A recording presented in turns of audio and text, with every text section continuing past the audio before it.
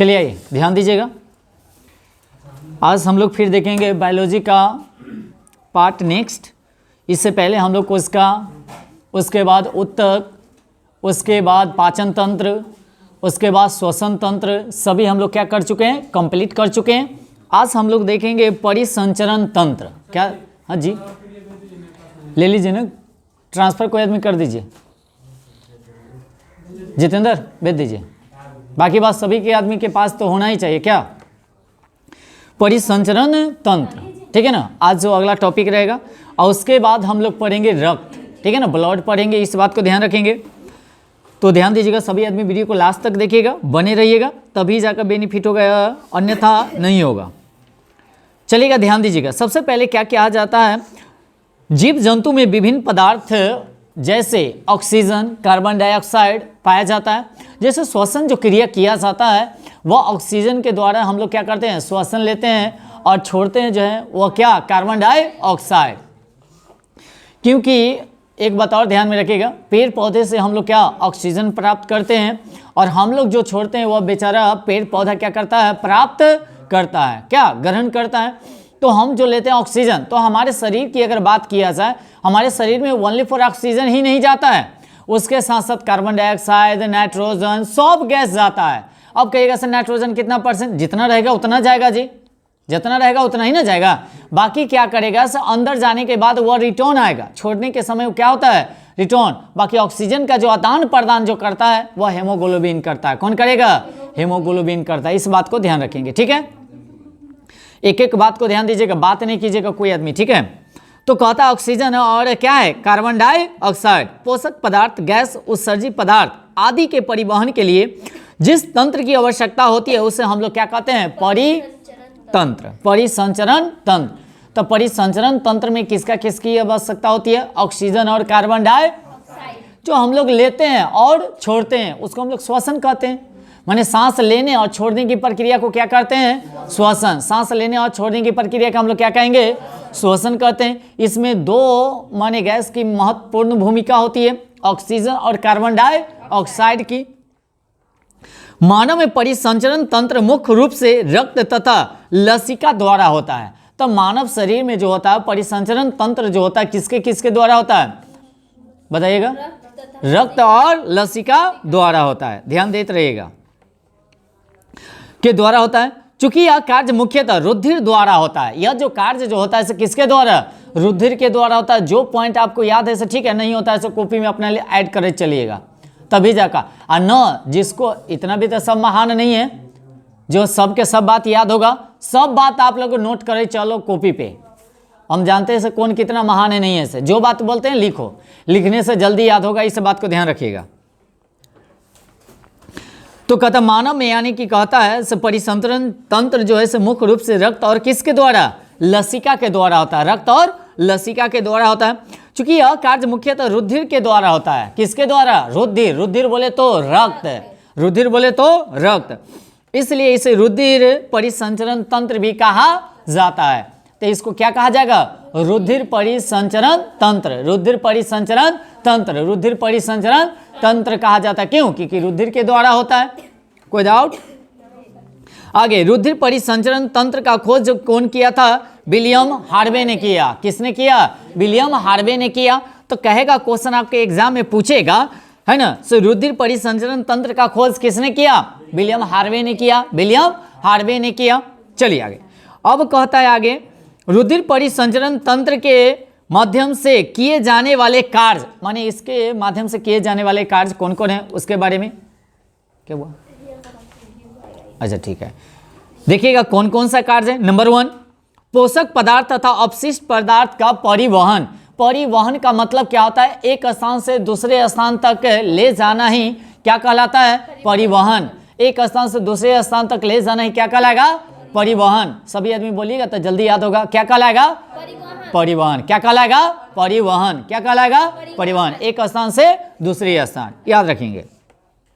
पहला हो गया। दूसरा पॉइंट क्या सुनेगा, यह ऑक्सीजन का, तो ऑक्सीजन का जो सूत्र की अगर बात किया जाए तो O2 क्या होता है, और कार्बन डाइऑक्साइड का होता है CO2। ऑक्सीजन का O2, अगर O3 कर देंगे तो ओजोन हो जाएगा। क्या हो जाएगा, ओजोन। याद रखेंगे। तो तो आगे चलते हैं, ऑक्सीजन तथा कार्बन डाइऑक्साइड का परिवहन करना। ऑक्सीजन और कार्बन डाइऑक्साइड का क्या करना? परिवहन करना ही परिसंचरण कहलाएगा। क्या कहलाएगा? परिसंचरण कहलाएगा। नंबर 3, हार्मोन को लक्षित उत्तक तक पहुंचाना, माने जो भी हार्मोन होता है तो जहां तक माने चाहिए, है ना, उतने तक ही क्या करेगा? पहुंचाने का काम करेगा, पहुंचाने का काम करेगा। अब आगे चलते हैं, विभिन्न मध्यवर्ती यानी कि उपचयी पदार्थ का परिवहन। मध्यवर्ती के मतलब समझते हैं?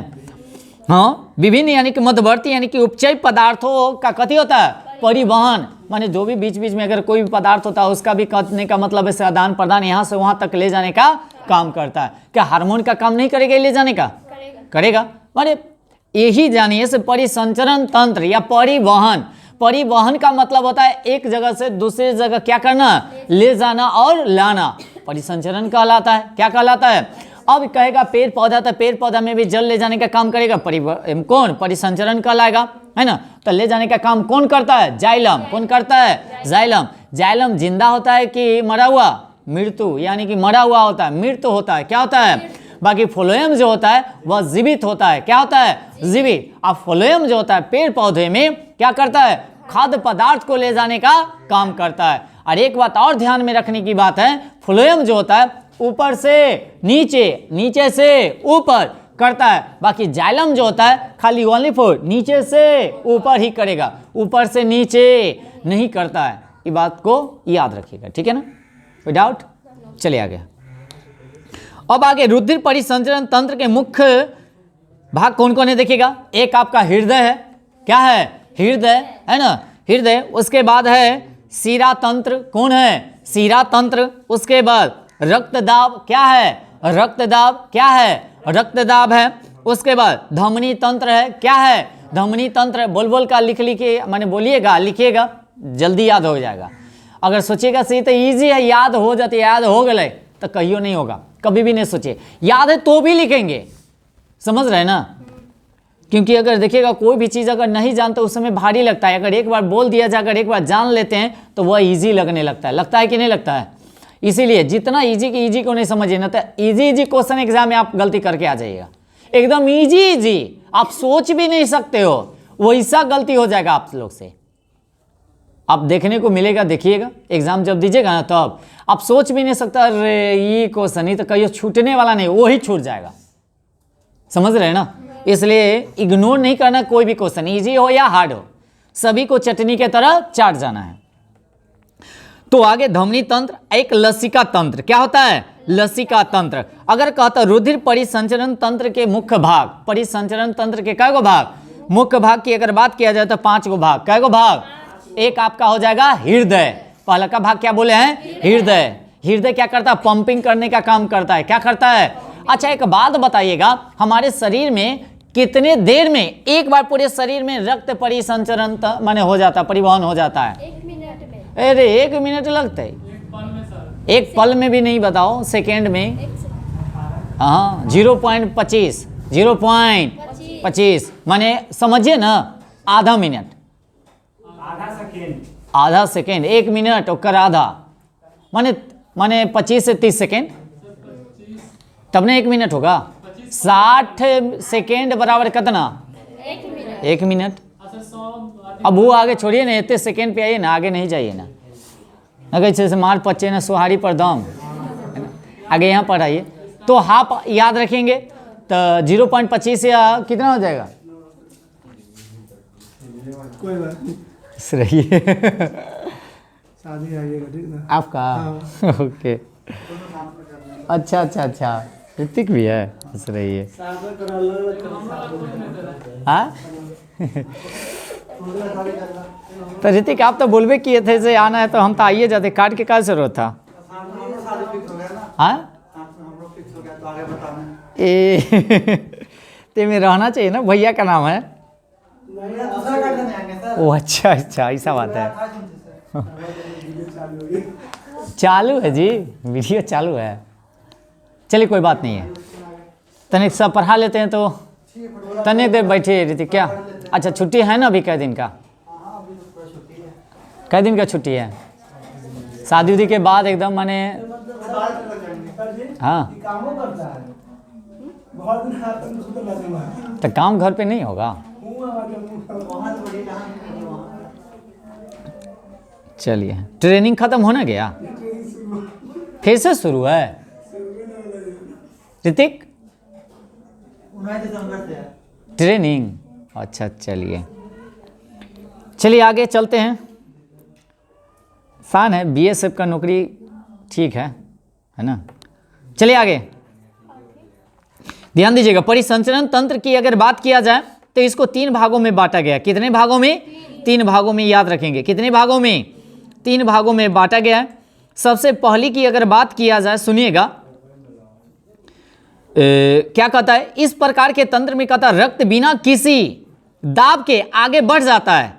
यह बाह्य कंकाल वाले जीवों में पाया जाता है। बाह्य कंकाल वाले जीवों माने बिना दबाव के, माने दबाव जब बढ़ता है ना, जैसे प्रेशर जैसी होगा तो कथी होगा, रक्त आगे की ओर बढ़ जाता है। जैसे हम लोग पानी अगर भरते हैं पन्नी में तो उसको जातेंगे तो क्या होता है, या वो छोड़िए, मोटर जब चलता है पाइप वाला तो देखते हैं उसका मुंह को अगर दबाइएगा ना तो उसका पानी का प्रेशर क्या होता है, बढ़ जाता है, तेजी होना जाता है। तो वही बात है। दूसरा क्या कहता है, सुनिएगा। इसमें रक्त एक नली के माध्यम से एक निश्चित दाब से आगे बढ़ता है। माने एक नियत रहता है, निश्चित माने अति से आगे बढ़ेगा रक्त। आंतरिक कंकाल वाले जीवों में पाया जाता है। आंतरिक कंकाल वाले में पाया जाएगा। वो बाह्य कंकाल, कौन कंकाल? पहला का जो है बाह्य कंकाल, आई हो जाएगा। अच्छा एक बात बताइएगा, जो बाह्य कंकाल की अगर बात किया जाए तो कौन होगा? तेलचट्टा। कौन होगा? तेलचट्टा, घोंगा, इस जितना भी है वो। अच्छा हाँ, घोंगा कौन सा संघ का आता है? मोलस्का। कौन आएगा? मोलस्का। अगर तेलचट्टा की अगर बात किया जाए, ऑर्थोपोडा। अच्छा एक और बात बताइएगा, सबसे बड़ा संघ कौन सा है? यही बताइएगा, ऑर्थोपोडा ही। ऑर्थोपोडा में सबसे बड़ा जीव कौन है? राम जी के घोड़ा यानी कि टिड्डा। कौन है? टिड्डा। कौन है? टिड्डा, याद रखेंगे। अब मोलस्का के अंतर्गत कौन आएगा? घोंगा। कौन आएगा? सीपी। कौन आएगा? घोंगा। क्या आएगा? सीपी। माने अंदर वाला भाग एकदम कोमल, अब बाहर एकदम न कहता, बाह्य कंकाल रहता है। बाह्य कंकाल के मतलब बाह्य हड्डी या मजबूती से उसका अंदर को माने सुरक्षा करता है, उसको बाह्य कहा जाता है। अंदर के मतलब ऐसे अंदर का प्रदान करता है, ठीक है ना। अंदर वाला में अगर देखा जाए तो ये हो जाएगा मानव। क्या हो जाएगा? मानव। उसके बाद केचुआ। केचुआ जो आता है एनीलिडा के अंतर्गत आता है। केचुआ किसके अकॉर्डिंग? ये पूछा जाता है, केचुआ किसके अंतर्गत आ गया? एनीलिडा। कौन लीडा? एनीलिडा। अब मनुष्य जो आएगा स्तनधारी के अंतर्गत आता है। अच्छा स्तनधारी की अगर बात किया जाए, स्तनधारी में सबसे बड़ा जीव कौन सा होता है? Blue hello. ब्लू हेल, याद रखिएगा, सबसे बड़ा है। अच्छा एक बात बताइएगा, अच्छा छोड़िए, अब आगे चलेगा। नंबर 3 क्या कहता है, देखिएगा। इसमें रक्त सभी एक निश्चित दाब से आगे बढ़ता है, अर्थात कभी भी विपरीत दिशा में जाने लगता है। माने कभी भी विपरीत दिशा में जाने लगता है। जैसे क्या? मछली। क्या है? मछली। मेढक। मछली, मेढक। माने बोला जाए तो मेढक जो होता है उभयचर होता है। क्या होता है? बाकी मछली जो होता है वह जलीय जीव होता है। मछली में कितने चेम्बर? 2 चेम्बर। क्या चेम्बर? 2 चेम्बर। कै? बाकी मेढक में आपका 3 चेम्बर। क्या चेम्बर? 3 चेम्बर। मनुष्य में क्या चेम्बर? 4 चेम्बर। कॉकरोच में क्या चेम्बर? 13। कै? 13। कै? 13। अच्छा एक और बात, घड़ियाल की अगर बात किया जाए, अपवाद में कहता जलीय होते हुए भी किसमें 4 चेम्बर पाया जाता है? घड़ियाल। मगरमच्छ, अगर मगरमच्छ की अगर बात किया जाए, घड़ियाल की अगर बात किया जाए तो इसमें भी तो चेम्बर होना चाहिए। कै? 2 होना चाहिए। बाकी चेम्बर कै? क्या हुआ ऐसा? पानी पियाइए, जाइए, ना होगा तो विशेष दिक्कत होगा तो जाइएगा पानी पीने, पियाइए। चलिए आइए। तो अपवाद में कहता घड़ियाल और मगरमच्छ में जो है कितने चेम्बर? 4 चेम्बर। क्या चेम्बर? 4 चेम्बर, याद रखेंगे। अब आगे चलते हैं, सुनिएगा। रक्तवाहिनी के बारे में आएंगे। किसके बारे में आएंगे? रक्तवाहिनी के बारे में आएंगे। रक्त को ले जाने वाले नसों को हम लोग क्या कहते हैं? रक्तवाहिनी। माने रक्त को ले जाता है और रक्त को लाता है। एक बात और ध्यान में रखेंगे, हमारे शरीर की अगर बात किया जाए, हृदय से शरीर में आता है और शरीर से फिर कहाँ जाएगा? हृदय में। 2 तरह का यहाँ की अगर नली की बात किया जाए, एक सीरा एक धमनी होता है। क्या होता है? सीरा एवं धमनी। देखिएगा रक्त जो शुद्ध पाया जाता है वह दाएं कि बाएं में? बाएं में। कहाँ? बाएं। आलिंद और निलय की अगर बात किया जाए, और एक बात और ध्यान में रखेंगे, बाईं ओर कै कपाल? द्वि कपाल कि त्रिकपाल? और दाया के इधर त्रिकपाल। शुद्ध वाला के इधर द्वि, याद रखेंगे। और वो क्या करता है, मेरी बात सुनिए ना, शुद्ध जो होता है, मेरी बात समझ रहे हैं, शुद्ध रक्त जो होता है वह हमारे शरीर में जाता है, वह कौन ले जाता है? धमनी। कौन ले जाएगा? और उसके बाद अशुद्ध रक्त को ले जाएगा फिर कहाँ? हृदय में। वह कौन ले जाएगा? सीरा। कौन? सीरा। हम लोगों के शरीर से टॉक्सिन ऑक्सिन जो निकलता है वह सीरा से ही निकलता है, समझ रहे हैं ना? क्या? टॉक्सिन, सुइया हुआ जो भी दिया जाता है वह धमनी में नहीं दिया जाता है, वह कहाँ? सीरा में ही दिया जाता है। कहाँ दिया जाता है? सीरा में ही दिया जाता है। एक बात और कहता है, जो किसी को हार्ट अटैक आ गया, क्या ब्लड जो रक्त जो होता है से होते कथी हो जाता है? जम जाता है, जम जाता है। और कौन सी नाड़ी में जाकर हुआ उस माने जहाँ ब्लॉकेड हो जाता है उसको हम लोग कौन सा धमनी कहते हैं? कोरोनोलो। कोरोनोलो धमनी, धमनी कोरोनोलो धमनी कहा जाता है, जहाँ ब्लॉकेट हो जाता है। क्या हो जाता है? ब्लॉकेट हो जाता है। ठीक है ना? आगे, अब आगे चलते हैं, सुनिएगा। अगर रक्त धमनी और सीरा की अगर बात किया जाए, इसके बारे में थोड़ा सा हम लोग दोनों में डिफरेंट पढ़ ले क्या? चलिएगा, सुनिएगा। धमनी और सीरा के बारे में चलेंगे। ये बेरुधिर वाहिकाएं हैं जो हृदय से शुद्ध रक्त को शरीर में विभिन्न अंगों तक पहुंचाने का काम करता है। अभी ना बताया है, शुद्ध रक्त को ले जाने का काम कौन करेगा? धमनी। कौन करेगा? और शुद्ध रक्त को ले जाने का काम कौन करेगा? सीरा। कौन करेगा? सीरा, है ना? याद रखेंगे। अब आते हैं धमनी के बारे में। ये शरीर के अधिक गहराई में पाया जाता है। शरीर के अधिक गहराई, जैसे ऊपर जितना भी नस उस दिखाई देगा ना वह सीरा दिखाई देगा, और धमनी कहाँ रहता है? अंदर, है कि नहीं? अगर कभी भी कोई को देखिए हो जो एक दूसरे के हाँ लवर होता है, हाथ काट लेगा, हाँ तो वो सीरा करता, धमनी न करता। जैया धमनी कट लगे या राम राम सत्य ही हो जाता है। इस बात को ध्यान रखिएगा। देखो तो नाम लिखता है ना, जा सीरा काट काट कर झूठों के। चलिए आगे, अब आगे चलते हैं। वे शरीर के कम गहराई में पाया जाता है। सीरा जो होता है कम गहराई, जा रहे हैं शाम में? ठीक है, तो आइएगा। बाकी शाम में क्यों चलता है? शाम में हाँ, तो जिसको आना है आ जाओ क्यूज में। हाँ हाँ हाँ जी, शाम में 5 बजे। हाँ हाँ हाँ, अब तो नौकरी हो गया रीति को, तो फिर एएसआई वाला फॉर्म डालिएगा ना। बिहार एसआई, वो भी एसआई है ना 2 तारीख से। हाँ, तो कोई भी एसआई और कांस्टेबल से के बेर एसआई में कन्वर्ट हो जाइएगा। चलिए, अब मैंने डंका पीटना है, हमको बिहार पुलिस में रिजल्ट आया है। आया तो आया है।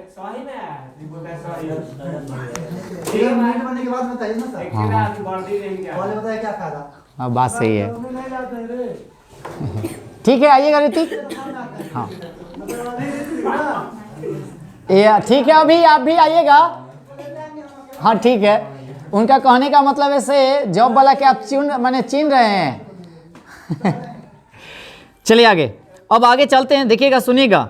फुसफुस धमनी को यानी कि छोड़कर शेष सभी धमनियां शुद्ध रक्त का माने आदान प्रदान करता है। कौन? फुसफुस। कौन? फुसफुस। याद रखेंगे, फुसफुस धमनी। फुसफुस धमनी जो है सो शुद्ध रक्त नहीं ले जाता है, बाकी बात सब ले जाएगा धमनी वाला। माने धमनी जो होगा शुद्ध रक्त ले जाने के काम करेगा, बाकी फुसफुस धमनी नहीं ले जाएगा। धमनी है बाकी फुसफुस धमनी नहीं। अब आगे चलते हैं, सुने मेरी बात। आगे, धमनी सीरा को छोड़ के शेष सभी धमनियां को अशुद्ध रक्त वाहक होती है। क्या होती है? मेरी बात समझे ना। अब आगे चलते देखिएगा। ब्लड आपस यानी कि वापस आने का यानी कि क्या होता है? खतरा रहता है, और जिस कारण से इसमें कथी होता है? कपाल नहीं पाया जाता है। कपाल नहीं पाया जाता, वापस आ जाएगा तो फिर दिक्कतें है ना। जेबे नहीं करेगा पूरे शरीर में, फिर गड़बड़ा जाएगा, आधे रास्ता में से घूम आएगा। क्या हमारे शरीर में पूरे शरीर में परिसंचरण करना है ना, परिवहन करना है रक्त को। अगर नहीं करेगा तो कभी देखते होंगे जैसे आप लोग बैठते होंगे ना पलथनिया उलथनिया मार के, तो वहाँ रक्त नहीं पहुँच पाता होगा तो झुनझुनी टाइप पे हो जाएगा, लगेगा क्या गोड़ मोटा हो गया एकदम। अब बिना चप्पल के लगेगा चप्पल पहन ले है ना। अब बिना चप्पल के वैसे कई गो के आदमी के हम देखे हैं, वैसने हुआ बैठल था तखनी चप्पल पहन ले था, आ एगो चप्पल पहन कर चल गया, अगर लगता है उसको पता चला से हम दोनों चप्पल पहन ले आते। आ एगो में मैंने हुए झुनझुनी टाइप पे भरा हुआ था। अगर नहीं तो कभी देखिएगा ना, हाथ को थोड़ा देर के लिए आप बांध कर छोड़ दीजिए डोरा से, इनने का सफाई सुन हो जाएगा, काम ही नहीं करेगा, पता नहीं चलेगा से उंगली है कि नहीं है। समझ गए ना। चलिए आगे। उसके बाद इसका रंग लाल होता है, धमनी में जो होता है इसका रंग क्या होता है, लाल होता है। बाकी सीरा का जो होता है, सीरा का रंग जो होता है हल्का नीला होता है। क्या होता है, जितना भी नौस देखिएगा नीले नीले दिखाइए देगा, देख लीजिए। अच्छा हरा वही नीला है ना, वही है बाबू रे। हाँ। अब आगे चलिएगा, अब आगे चलते हैं। यह रक्त को हृदय से लेकर शरीर में विभिन्न अंगों तक पहुंचाता है। कौन, धमनी। माने हृदय से ले लेगा अब पूरे शरीर में फैला देगा। अब फिर सीरा क्या किया, सब शरीर से लेके अब फिर पहुंचा दिया कहाँ, हृदय में। मेरी बात समझ रहे हैं ना। हाँ चलिए आगे। अब आगे चलेंगे, इतना में तो कोई दिक्कत नहीं है जी।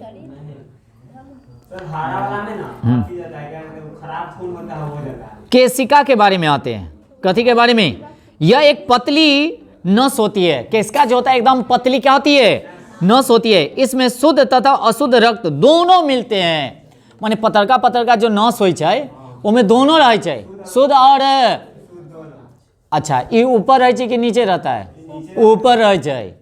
कहाँ रहे छै, याद रखिएगा कहाँ रहेगा, ऊपर। बात कर रहे हैं ना पीछे, हाँ दोनों होते हैं। और हाँ बोलिए ना, कौन सा ब्लड रहता है, क्या हरा, वही नीला नीला अशुद्ध वाला सीरा में। हाँ सीरा वाला के कहलिए रहा, लाल कहलिए रहा धमनी के। चलिए आगे। अब यह केशिका आंखों में स्पष्ट दिखाई पड़ती है। ये जो सीरा जो दिखाई देता, जो दोनों रहे छै शुद्ध और अशुद्ध, एकदम दिखाई देता, एकदम छाछेट दिखाई देता, आंख से दिखाई देता। अगर एक में कस का मुट्ठी कहता कोई बांध तो एकदम नस जो है से दिखाई देने लगेगा। या सुइया विया देता होगा तो देखते हैं बांध देता है ताकि नस दिखाई देने लगेगा, है ना। तो वही बांधा कि नस दिखाई देने लगेगा, आंख से आराम से देख सकते हैं, वही में सुइया भोग सकते हैं। चलिए आगे। हृदय की बात किया जाए, किसके बात किया जाए, हृदय पेशियों का बना होता है। यह क्या कहता है, हृदय पेशियों का बना होता है। एक बात और ध्यान रखिएगा, इनकी झिल्लियों के बीच द्रव भरा रहता है। इनके झिल्लियों के बीच क्या रहता है, द्रव भरा रहता है। और जिसे हम क्या कहते हैं जानते हैं, पेरिकार्डियल द्रव कहते हैं। क्या कहेंगे, पेरिकार्डियल द्रव कहते हैं। यह द्रव जो होता है बाहरी आघातों के हृदय की सुरक्षा करता है। क्या करेगा, सुरक्षा करता है। क्या करेगा, सुरक्षा करता है। हृदय का भार लगभग 300 ग्राम होता है। कैसौ ग्राम होता है, 300 ग्राम होता है। हृदय का आकार शंकुकार, क्या होता है, शंकुकार एवं पक्ष गुहा में हल्का बाईं ओर होता है। कहाँ होता है, हल्का बाईं ओर होता है। हृदय एक पंपिंग अंग है। हृदय क्या है, पंपिंग अंग है। पंपिंग का मतलब होता है पूरे शरीर में वह रक्त को पहुंचाने का काम करता है। हृदय की दीवारें 3 स्तरों की बनी होती है। हृदय की दीवार जो है कै गो स्तर का होता है, 3 गो, याद रखेंगे। हृदय पेशियों तेजी से संकुचन होती है। माने हृदय में जो है पेशी जो है काफी तेजी से क्या होती है, संकुचन होती है। पेशी जो है काफी तेजी से क्या होती है, संकुचन होती है। अगर कहेगा ऐसे इसके अंदर कितने चेंबर होते हैं भाई, 4 चेंबर होते हैं। कै गो चेंबर होते हैं, 4 चेंबर होते हैं। तो चारों चेंबर के नाम बताना पड़ेगा क्या, दाएं आलिंद, दाएं निलय, बाएं आलिंद, बाएं निलय, याद रखेंगे चारों चेंबर का नाम। आलिंद की अगर बात किया जाए, यह हृदय के ऊपरी भाग होता है। आलिंद जो होता है हमेशा कहाँ होगा, ऊपर, और निलय हमेशा नीचे। निलय हमेशा नीचे होता है।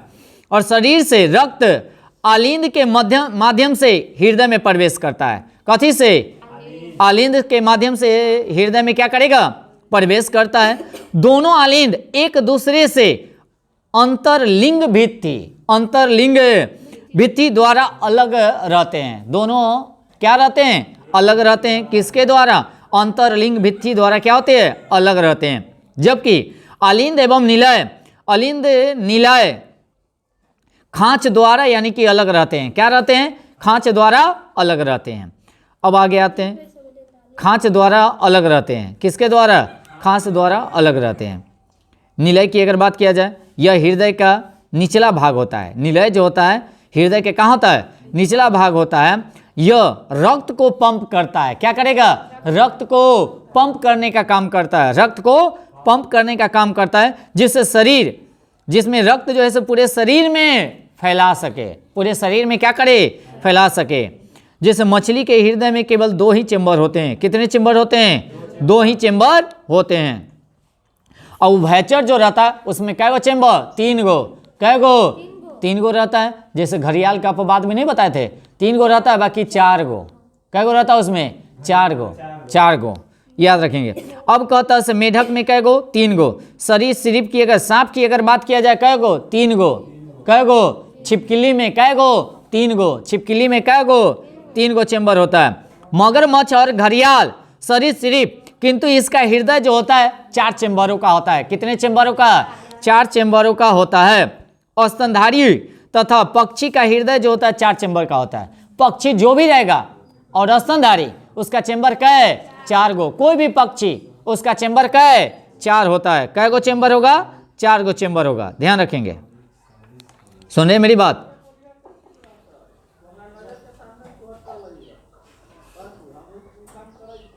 हाँ, हृदय के अंदर यानी कि रक्त का मार्ग की अगर बात किया जाए, शरीर से अशुद्ध रक्त महाशिरा के माध्यम से दाहिना आलिंद में प्रवेश करता है। दाहिना आलिंद इस अशुद्ध रक्त को दाहिना निलय में छोड़ देता है। दाहिना क्या छोड़ देता है? और दाहिना निलय इस अशुद्ध रक्त को फुसफुस धमनी के माध्यम से फेफड़ा में भेज देता है। तो फेफड़ा में भेजने का काम कौन करेगा? फुसफुस धमनी। फुसफुस धमनी। तब फुसफुस धमनी जो है सो अशुद्ध ले जाए छे। हम पहले ना बोल दिए थे। हाँ, ये फेफड़ा में ले जाने का काम कौन करेगा? फुसफुस धमनी। रक्त फेफड़ा में पहुंचाकर शुद्ध हो जाता है और फेफड़े में यह शुद्ध रक्त, सुन रहे ना, फुसफुस शिरा के माध्यम से, अब फुसफुस शिरा जो है उसमें शुद्ध जाते, अब फुसफुस धमनियों में अशुद्ध, अब फुसफुस शिरा रहते में शुद्ध। अगर सोचे धमनी कहते तो शुद्ध और सोचे शिरा कहते तो अशुद्ध। ये तो लड़का से कंफ्यूज हो जाता है। अरे कैसे कर दिए? फुसफुस लगा दिल के ना, हाँ, तो उमें शुद्ध गए। हाँ, आप फुसफुस धमनी तो अशुद्ध, बाकी सोझे धमनी कहते तो हमें शुद्ध रक्त, आ सोझे शिरा कहते तो अशुद्ध रक्त हुआ। आ गया ये।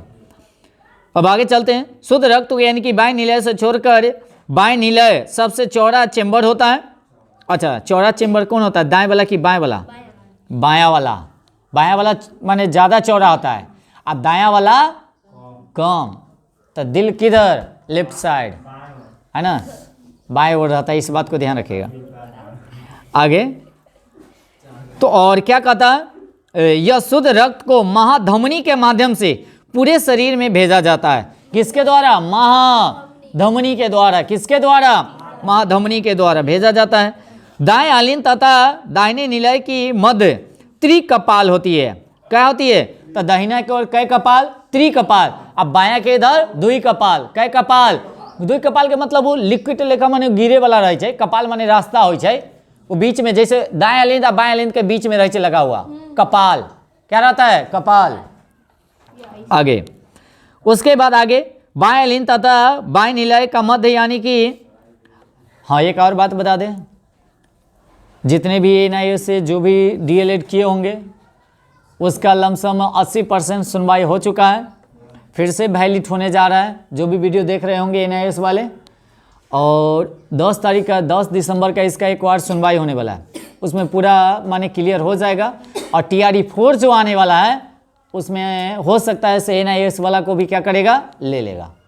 उसके बाद एग्ज़ाम डेट तो सभी आदमी जानबे करते हैं। से रेलवे का 25 तारीख से ALP का एग्ज़ाम होने वाला है। 2 दिसंबर से SI का एग्ज़ाम होने वाला है। RPF का फिर 18 की 15 तारीख से होने वाला है कथी, टेक्नीशियन का होने वाला है। उसके बाद जैसे टेक्नीशियन खत्म होगा वह कथी का हो जाएगा, उससे पहले जेई का एग्जाम होगा, कथी का, तब होगा कथी का, टेक्नीशियन का होगा।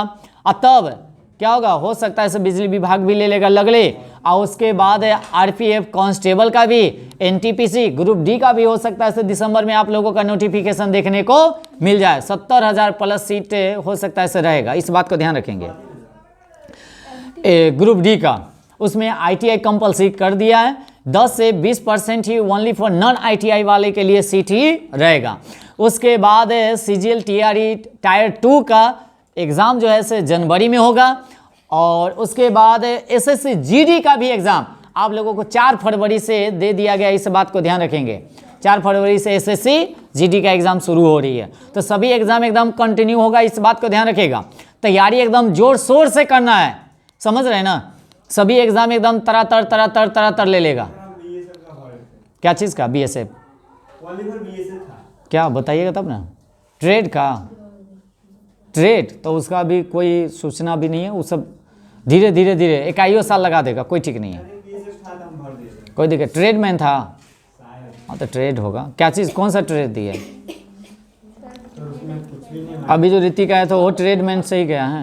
उसमें ना सिर्फ था ना, हम कुछ भी नहीं डाला था, बस बीएसएफ का फॉर्म था, हम फिर भर दिए। चलिए हो गया। चलिए आगे।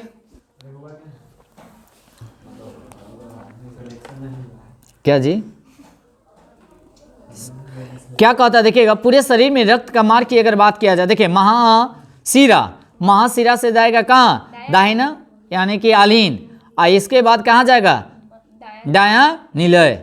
और दायां निलय के बाद कहाँ जाएगा, फुसफुस धमनी। और फुसफुस धमनी के बाद जाएगा कहाँ, फेफड़ा में। और फेफड़ा के बाद कहाँ जाएगा, फुसफुस शिरा में। फुसफुस शिरा के बाद कहाँ जाएगा, बाएं आलिंद, बाएं यानी कि बायां आलिंद में। बायां आलिंद के बाद कहाँ जाएगा, बाएं निलय में। कहाँ जाएगा, बाएं निलय में। बाएं निलय के बाद कहाँ जाएगा, महाधमनी में। कहाँ जाएगा, महाधमनी में। महाधमनी के बाद यानी कि धमनी, और धमनी से जाएगा छोटी धमनी में। छोटी के बाद कहाँ जाएगा, छोटी धमनी में। और छोटी धमनी के बाद जाएगा केशिका में। केशिका से जाएगा छोटी शिरा में। कहाँ जाएगा, छोटी शिरा में। छोटी शिरा के बाद जाएगा शिरा में। शिरा के बाद जाएगा महाशिरा में। अब महाशिरा के बाद जाएगा दाहिना आलिंद में। ये क्रम है, ये क्या है, क्रम है, याद रखियो।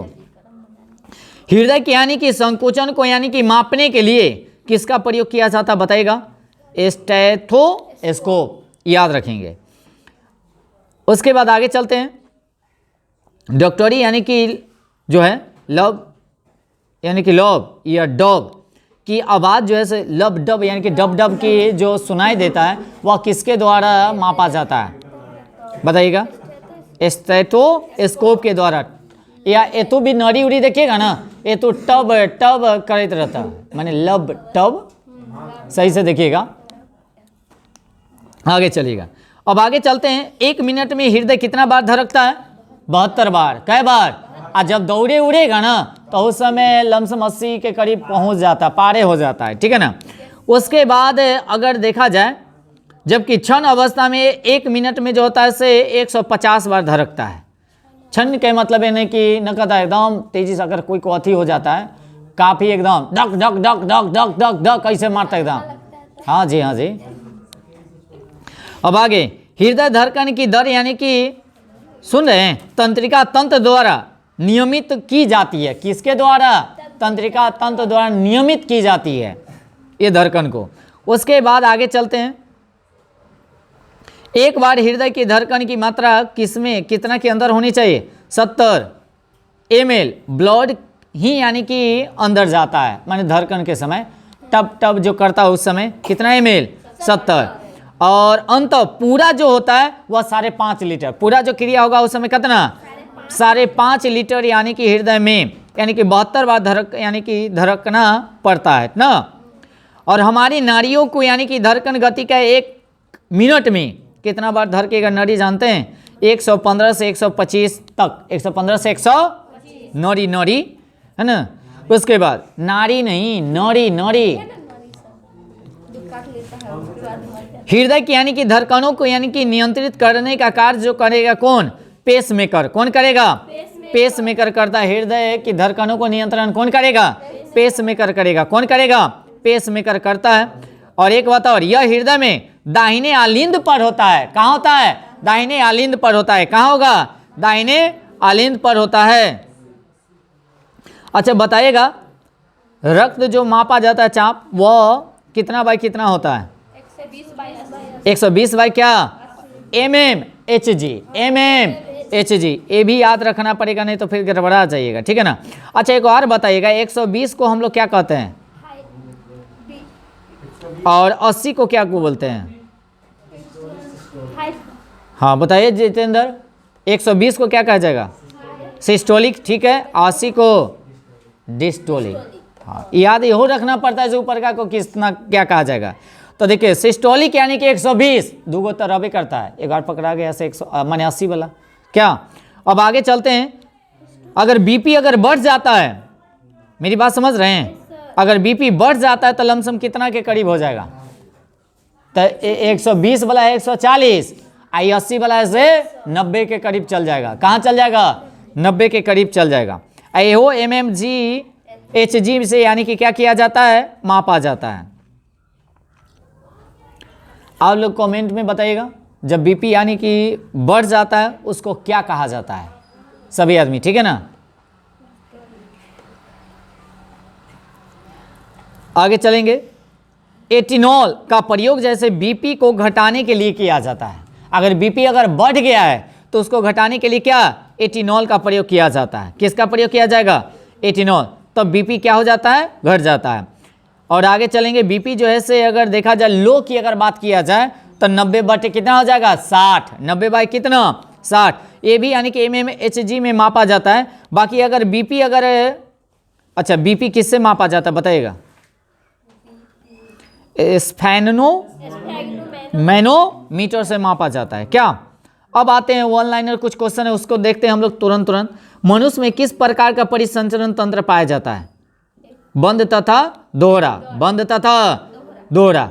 उसके बाद आगे करेगा, अकेशुर की जंतुओं के किस प्रकार का रक्त संचरण पाया जाता है? खुला परिसंचरण तंत्र। क्या किस में होता है बताइएगा? खुला तेलचट्टा में। जैसे देखिएगा खुला परिसंचरण और बंद परिसंचरण, तो हम लोगों में बंद है, रक्त बंद होकर जाए छै, और वो में बंद होकर ना ऐसे फैलत रहल। मेरी बात समझ रहे हैं? बंद के मतलब ऐसे रक्त जो ऐसे माने नली के द्वारा न जाता है, बंद न रहता है, और उस समय वो नली फली कुछो न रहे छे। आगे चलिए, अब आगे परिसंचरण तंत्र कितने प्रकार के होते हैं? 3। अगर कहेगा परिसंचरण तंत्र का खोज किसने किया? हाँ विलियम हार्वे। उसके बाद हृदय किस झिल्ली से घिरा होता है? पेरिकार्डियल, हाँ कार्डियल से। अच्छा मनुष्य के हृदय में कितने कोष्ठ होते हैं? कितने चेंबर होते हैं? 4 चेंबर होते हैं। हृदय को किस धमनी के द्वारा यानी कि रक्त पहुंचाता है? कोरोनरी धमनी। आगे शिशुओं में किस प्रकार के रुधिर पाया जाता है? ऑक्सी रहित रुधिर। ऑक्सी रहित सिराओं में, शिशुओं में नहीं, सिराओं में, माने उनमें ऑक्सीजन पाया जाता है कि नहीं? नहीं। आगे क्रोस्की यानी कि प्राणियों में किस प्रकार की परिसंचरण तंत्र पाया जाता है? बंद परिसंचरण तंत्र। लसिका गांठों में किसका निर्माण होता है? हाँ लिम्फोसाइट, लिम्फो। अच्छा समान मनुष्य का रक्तचाप कितना होता है? और रक्तचाप मापने वाले यंत्र को क्या कहा जाता है? ठीक है। उसके बाद रक्त, एकदम तेजी से आप लोग बताइएगा, हम क्वेश्चन बताते हैं। स्वतंत्र रूप से हृदय की धड़कन को बढ़ाने वाले हार्मोन कौन सा होता है? थायरॉक्सिन, ठीक है। एड्रीनलिन। अच्छा बताइएगा, यानी कि एड्रीनलिन। अच्छा लिम्फोसाइट एक क्या है बताइएगा? ठीक है, लसिका में पाए जाने वाली। अच्छा घाव भरने वाला सहायक यानी कि कौन सा होता है? लसिका। शरीर में लाल रक्त होता है किस में बताइएगा? हेमोग्लोबिन के। शरीर में हेमोग्लोबिन का कार्य क्या है? ऑक्सीजन का परिवहन। बोलिएगा सब आदमी। हमारे शरीर में रक्त का दाब जो होता है वह कितना होता है? हाँ वायुमंडलीय दाब से अधिक होता है। हृदय में भीतर यानी कि संकुचन एवं शिथिलन के आवेग में प्रसरण किस रूप से होता है? विद्युत रासायनिक तरंगे द्वारा। हृदय के विद्युत रासायनिक आवेग को किसके द्वारा मापा जाता है? कार्डियोग्राफ, इलेक्ट्रोकार्डियो। अच्छा, हृदय धड़कन की यानी कि स्वचालित क्रिया को मस्तिष्क में कौन नियंत्रित करता है? मेडुला। कौन करेगा? हाँ, ऑब्लंगेंडा। अच्छा, हृदय धड़कन के नियंत्रण में किन हार्मोन की भूमिका होती है? ठीक है, थायरॉक्सिन एवं एड्रेनल। उसके बाद हृदय गति को यानी कि नियंत्रित करने में किस रासायनिक पदार्थ की भूमिका होती है? CO। क्या? CO। अच्छा, रुधिर को वाहिकाओं में जमने से रोकता है कौन? हेपेरिन। ये रक्त को जमने नहीं देता। हाँ, जोंक जखनी काट लेता ना तो यही हेपेरिन नामक पदार्थ छोड़ देता है, जिसके कारण जोंक जब काट लेता तो जल्दी रक्त बंद नहीं होता है। आगे, रुधिर यानी कि प्लाज्मा में थ्रोम्बोबिन एवं फाइब्रोजिन प्रोटीन का निर्माण यकृत के किस विटामिन की सहायता से होता है? नेफ्थोक्विनोन। आगे, किन रुधिर वाहिकाओं में कपाट नहीं पाई जाती है? धमनी में। सिरा तथा यानी कि सिर तथा कंधों के ऑक्सीकृत रक्त हृदय को कौन सी सिरा लाती है? Superior vena cava. अच्छा, फेफड़ों से शुद्ध रक्त हृदय के बाएं आलिंद में कौन लाता है? हाँ, पल्मोनरी सीरा। यानी कि फेफड़ों से कथी शुद्ध रक्त जो है से हृदय के बाएं आलिंद में कौन लाएगा? पल्मोनरी सीरा। उसके बाद हृदय में यानी कि आलिंद और नित्य यानी कि छिद्र का नियंत्रण किसके द्वारा होता है? ट्राई एवं ब्राइकास्पिड द्वारा। अच्छा, समान हृदय चक्र का समय कितना होता है? 0.8 सेकेंड। रक्त दाब का खोज किसने किया? एलुस। कौन किया? हृदय में कितने आलिंद होते हैं? कितने निलय? 2। तो दोनों 2-2 होता है। दोनों क्या आता है? 2-2। समानतः मानव का हृदय 1 मिनट में कितना बार स्पंदन होता है? 2 बार। हृदय से यानी कि शरीर में विभिन्न अंगों एवं ऊतकों में रक्त पहुंचाने का कार्य कौन करता है? धमनी करेगा। कौन करेगा? धमनियों में किस प्रकार का रक्त यानी कि बहता है? शुद्ध रक्त। एक वयस्क मानव के शरीर में धमनियों की कुल लंबाई कितनी होती है? 1,00,000 किलोमीटर। 1,00,000 किलो। मानव शरीर में सबसे छोटी धमनी कौन सी होती है? कैपिलरी। कौन होगा? हाँ, इसको हम लोग क्या रुधिर कोशिकाएं कहते हैं। सीरा में किस प्रकार का रक्त वाहिकाएं होता है? अशुद्ध। उसके बाद होता है, उसके बाद कहता है रंग विज्ञान के भाषा में इसको हम लोग क्या कहते हैं? ल्यूकेमिया। क्या कहेंगे? अच्छा, लाल रक्त कणिका मुख्यतः बनती है कहाँ? अस्थि मज्जा में। हृदय कब आराम करता है बताएगा? 2 धड़कनों के बीच। रक्त ग्लूकोज स्तर सामान्यतः व्यक्ति यानी कि किया जाता है मिलीग्राम पर डेसीमीटर में। मनुष्य के रुधिर में रुधिर यानी कि प्लेटलेट्स 3 लाख प्रति घन मिली की संख्या में पाई जाती है। इनका जीवन काल 7 से 10 दिन का होता है और इसका मुख्य कार्य क्या है? रक्त का थक्का बनाना। रक्त का थक्का बनाना। कौन? प्लेटलेट्स। कौन बनाएगा? अधिकतम यह प्लेटलेट्स अगर न बनाने लगता है ना तो मुंह हाथ से यानी कि ब्लड आने लगता है, नाक से ब्लड आने लगेगा। इस बात को ध्यान रखेंगे। अब आगे, अधिकतम पोषक तत्व रक्त में कहाँ अवशोषित किए जाते हैं? छोटी आंत में। पेस मेकर का कार्य क्या है बताइएगा? नियंत्रित करना। ठीक है। नाड़ी दर कहाँ से मापा जाता है? धमनी से। कहाँ से मापा जाता है?